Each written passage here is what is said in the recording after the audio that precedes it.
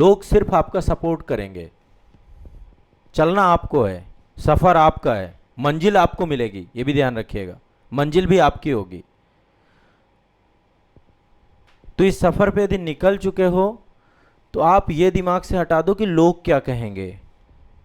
कोई भी हो, परिवार का व्यक्ति हो, रिश्तेदार हो, समाज का व्यक्ति हो, और किसी को भी एक्सप्लेन करने मत बैठिए कि आप किस एग्जाम की तैयारी कर रहे हैं। मत एक्सप्लेन करिए, कोई फायदा नहीं है उस चीज को, बताइए ही मत।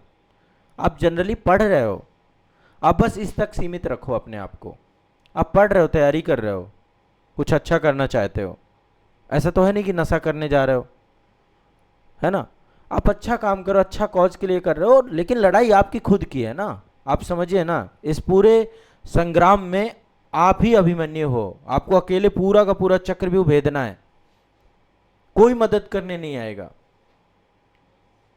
कोई हेल्प करने नहीं आएगा, सिर्फ सपोर्टर आपको थोड़े बहुत मिलेंगे। कई बार लगेगा मेरा सपोर्ट खत्म हो रहा है, क्योंकि जब तक ये इमोशनल इंटेलिजेंस डेवलप नहीं करोगे आप अपने अंदर, आपको लगेगा हर बार आप सपने दिखाओगे परिवार वालों को कि परेशान मत हो, बस अगला अधिकारी मैं ही हूं। जैसे रिजल्ट आएगा घर वाले कहेंगे बेटा तेरा कब कब होगा, फिर आप सपने दिखाओगे, आप बताओगे उनको, बार बार उनको एक्सप्लेन करोगे। देखो, इस एग्जाम की जटिलता कौन समझता है? आप समझते हो, क्योंकि आप पढ़ रहे हो। अपने आप को भी सबसे ज़्यादा बेहतर तरीके से आप समझते हो। आपको पता है कि आप में कितना मेहनत आप कर रहे हो, कितना पानी है, कितने पानी तक आप पहुंच चुके हो, कितनी क्लियरिटी हो रही है, कितना आपको रिकॉल हो रहा है, कितना आपको याद हो रहा है, कितना आप रिवीजन कर पा रहे हो, कितना आप फोकस कर पा रहे हो, कितना आप सब कुछ आप अपने बारे में जानते हो। एक बच्चा है वो बहुत अच्छे से पढ़ाई कर रहा है, आपका टाइम पूरा चिंता करने में ही व्यतीत हो जा रहा है, आप पूरा एंजाइटी पे ही एनर्जी अपनी लगा दे रहे हो। तो आप अच्छे से अपने बारे में जानते हो। तो ये एग्ज़ाम कब आपका निकलेगा ये भी आपको पता है, ये भी मैं आपको साफ साफ, हर बच्चे को पता होता है कि उसका एग्ज़ाम कब और कैसे निकलेगा। इसलिए पहले तो जितने भी परिवार में लोग हैं, समाज में लोग हैं, रिश्तेदार हैं, आप सबसे साथ विनम्र रहिए, विनम्र भाव रखिए।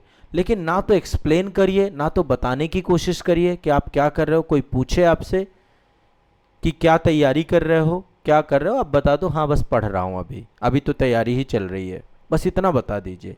किस चीज़ की तैयारी कर रहा हूँ ये भी मत एक्सप्लेन करो। बहुत सारे लोग बहुत प्राउड से बताते हैं मैं तो आईएएस की तैयारी कर रहा हूँ, यूपी पीसीएस की कर रहा हूँ, आरओ की कर रहा हूँ, स्टेट पीसीएस की तैयारी कर रहा हूँ। मत एक्सप्लेन करिए, ठीक है। कोई फर्क नहीं पड़ेगा, एक्सप्लेन करने से कुछ बदल नहीं जाएगा।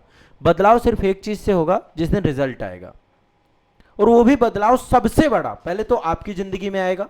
आपके आगे अधिकारी लगना है, सारी पावर सारी अथॉरिटी आपके पास आनी है। उसके साथ साथ आपके परिवार का भी जीवन बदलेगा, क्योंकि आप वहां पे उनको जो है रिप्रेजेंट कर रहे हो, सामाजिक प्रतिष्ठा से लेके हर चीज तक। तो ये आपकी अपनी लड़ाई है, इसको खुद तक सीमित रखिए, इसको सोशल अभी मत बनाइए, पब्लिक मत बनाइए अपनी प्रॉब्लम को, सबको मत उलझा दीजिए इसी बात पे। बाकी सबको कहिए कि भाई अभी आर्थिक समस्याओं को आप ही लोग, अभी क्या होता है हम हर बार कह देते हैं टेंशन मत लो, अगले साल मैं बन जाऊंगा, सारी प्रॉब्लम मैं संभाल लूंगा। ये सब कुछ मत बताइए।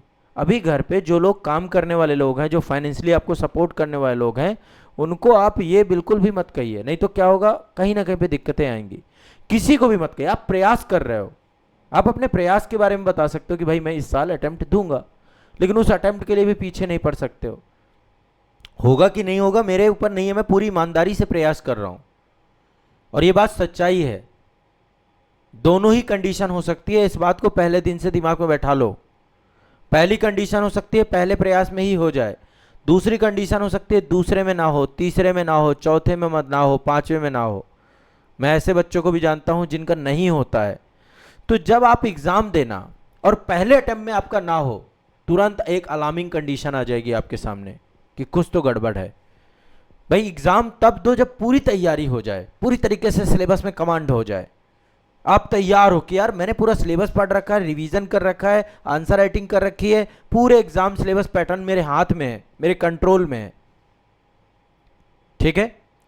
अब जब ये सारी चीजें आपको क्लियर हैं, क्रिस्टल क्लियर हैं, अब आप एग्जाम दे रहे हो, नहीं हुआ, अलार्मिंग कंडीशन, ये क्या हो गया, इतनी मेहनत करने के बाद भी मेरा क्यों नहीं हुआ। अब आप पता करो कि भाई कहां पे क्या गड़बड़ रह गई, क्या चूक रह गई। क्या मैंने एग्जाम लेवल को नहीं समझा? क्या परीक्षा की प्रकृति को नहीं समझा? और कमियों को ढूंढने की कोशिश करो। जितनी कमियां ढूंढ पाओगे उतनी कमियां आपको, जैसे ये काम किया आपने और उनको कमियों को फिल करना चालू कर दिया, अगला अटेम्प्ट आपका है, सेकंड अटेम्प्ट में हो जाएगा। और एक चीज और बता रहा हूं, 3 अटेम्प्ट से ज्यादा देना ही मत। 3 अटेम्प्ट के बाद पता चल जाता है भाई, पहले अटेम्प्ट में पता चला आपका नहीं हुआ, आपने कमियों को ढूंढा, कमियों को पूरा किया, सेकंड में भी नहीं हुआ, तीसरे में नहीं हो रहा, इसका मतलब कमियां आप पूरा ही नहीं कर पाओगे, ये भी बताए दे रहा हूं। फिर तो आप टाइम खराब करोगे। मैक्सिमम 3 अटेम्प्ट है बोल रहा हूं मैं आपको, मैक्सिमम, इससे ज़्यादा नहीं। उसके बाद आप में एबिलिटी नहीं है कमियां पूरी कर पाने की। इसलिए एक तो टाइम पास के लिए एग्ज़ाम नहीं मत देना। टाइम पास के लिए एग्ज़ाम नहीं दिए जाते हैं, ये एग्ज़ाम टाइम पास के लिए आप नहीं दोगे, ठीक है? प्रॉपर स्ट्रेटजी के साथ मेहनत करते हुए पढ़ाई करो। पूरा सिलेबस कंप्लीट करना है, एक ही टारगेट बनाओ अपने जीवन का, एक ही ध्येय है, पूरा सिलेबस अभी कंप्लीट करना है इस साल भर में। साल भर में 6 महीने में आप करो, नहीं सर मुझे तो 3 महीने बाद एग्जाम ही देना है, कर लो भाई 3 महीने में सिलेबस कंप्लीट। यदि आप में है वो क्षमता, पहला एक ही टारगेट है, फिर सिलेबस कंप्लीट करने के साथ साथ रिवीजन करना है ताकि आपकी रिकॉल पावर बढ़ सके। दूसरा काम ये करना है, साथ साथ रिवीजन और साथ में अपने उत्तर लेखन को बेहतर करना है। परीक्षा के पीवाईक्यूज देखते हुए चलना है, प्रीलिम्स के और मेंस के। यदि ये काम आप स्टेप बाय स्टेप कर लिए तब तो सब कुछ ठीक है, नहीं कर पाए तो ठीक है, कुछ नहीं होगा। आप बहुत मानसिक तौर पे अपने आप को फिर प्रताड़ित करने लगोगे, ठीक है? तो फैमिली में कोई भी व्यक्ति हो, आपकी लड़ाई है, कोई नहीं इसको लड़ने आएगा। सपोर्ट मिल रहा है, जो सपोर्ट कर रहे हैं उनके प्रति कृतज्ञ रहना जीवन भर। जो लोग आपकी मदद कर रहे हैं इस जर्नी में, आपको अधिकारी बनाने की जर्नी में, आपके फादर लगे, आपकी मदर लगी, आपके हस्बैंड लगे, आपके भाई लगे, उनको बाद में थैंक यू बोलना, उनको क्रेडिट देना आप लोग। लेकिन अभी मत सोचो, अभी दिमाग में मत कोई उलझने पैदा करो, क्योंकि वो आपको भावात्मक रूप से तोड़ेगा, आपको कमजोर बनाएगा। अभी एग्जाम की रियलिटी को समझो, ये इमोशन का गेम नहीं है, यहाँ पे स्मार्ट वर्क करना पड़ेगा आपको, ठीक है ना? आप पहले ये समझो कि मेरा कंपटीशन किन के साथ है, मैं प्रदेश में या देश में जिस परीक्षा में बैठ रहा हूँ वहाँ पे बच्चे किस तरीके के हैं, एग्ज़ाम की प्रकृति क्या है, वो आपसे डिमांड क्या कर रही है, आपको क्या क्या चीज़ें चाहिए।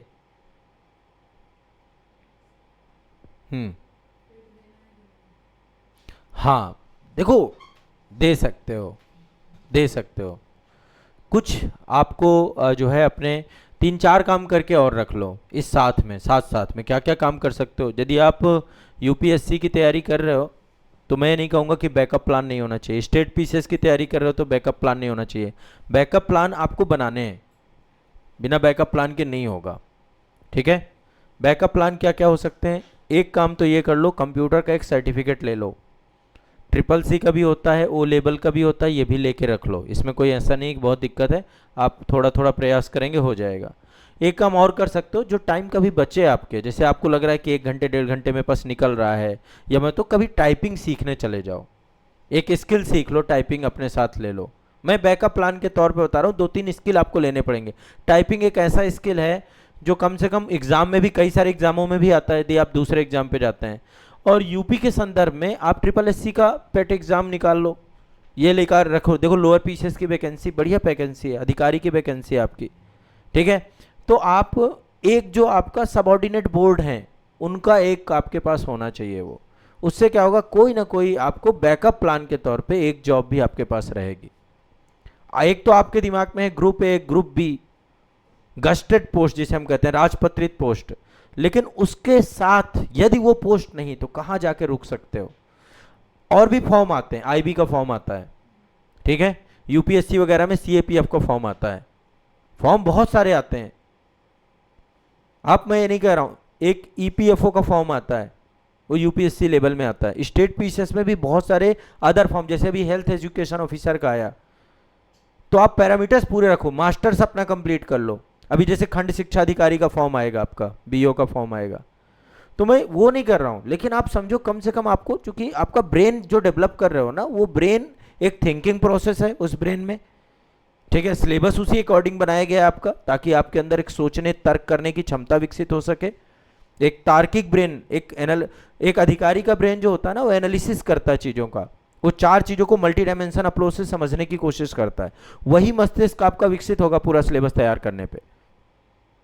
और यदि वो मस्तिष्क आपका विकसित हो रहा है, ठीक है, तो आपको चाहिए कि आप उसको विकसित होने दें।